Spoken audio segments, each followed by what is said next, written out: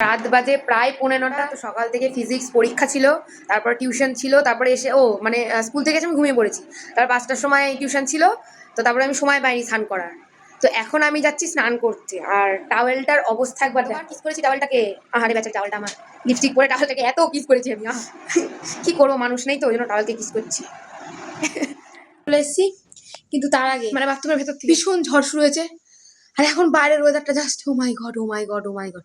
আর আমি ঝড় না পাগল হয়ে যায়, পাগল। তখন স্কিন কেয়ারটা করা হয়নি, করবো। বাট তার আগে তোমরা দেখে নাও বাইরের অবস্থা, পুরো অন্ধকার। হ্যাঁ, দেখাচ্ছি তোমাদের বারান্দার থেকে।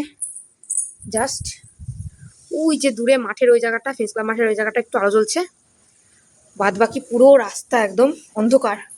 তো এখন আমি ভাবছি যাবো ছাদে, যে হাওয়া শুরু হয়েছে, এখানে বোঝা যাবে না আমি জানি। ও মাই গড, চলে এসেছি। যারা আমার মতো নেচার লাভার তারা একমাত্র রিলেট করতে পারবে আমার সাথে, যে ঝড় হলে, বৃষ্টি হলে ঠিক কতটা আনন্দ হয়। বছরের সব ঋতু একদিকে, আর বর্ষাকাল, ও মাই গড। আর এই ঝড়ের মুমেন্টটা, প্রথমে টোনার ভাইবসের টোনার, মাই অল টাইম ফেভারিট। দুটো আমার দুদিকে দুটো জানলা, এত হাওয়া ঢুকছে মানে কি বলবো। ওই 2 সপ্তাহ মতো হলো পিলগ্রিমসের আমি এই ক্রিমটা ইউজ করছি, কোরিয়ান গ্লাস স্কিনের এই ক্রিমটা।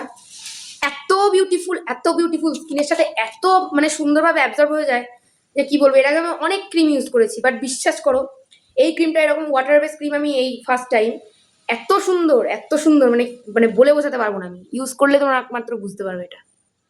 ক্লাস 11-এর সেমিস্টার শেষ হওয়ার পরেই এখন প্র্যাকটিক্যাল পরীক্ষা হচ্ছে, তো সেই জন্য সকাল থেকে এত ব্যস্ত থাকছি। দ্বিতীয়ত প্রজেক্ট করতে হচ্ছে, মানে 12-এ উঠেও শান্তি নেই। 11 থেকে 12-এ উঠলাম, পড়াশোনা প্লাস প্রজেক্ট প্লাস আবার পরীক্ষা, মানে কি বলবো এত চাপ সকাল থেকে, মানে কি বলবো, আর একটু টাইম থাকছে না। আর এই করে মানে হাওয়াটা দেখলা, মাই গড। সমস্ত জানলা দরজা দিয়ে দিতে হবে, এবার কিছু করার নেই।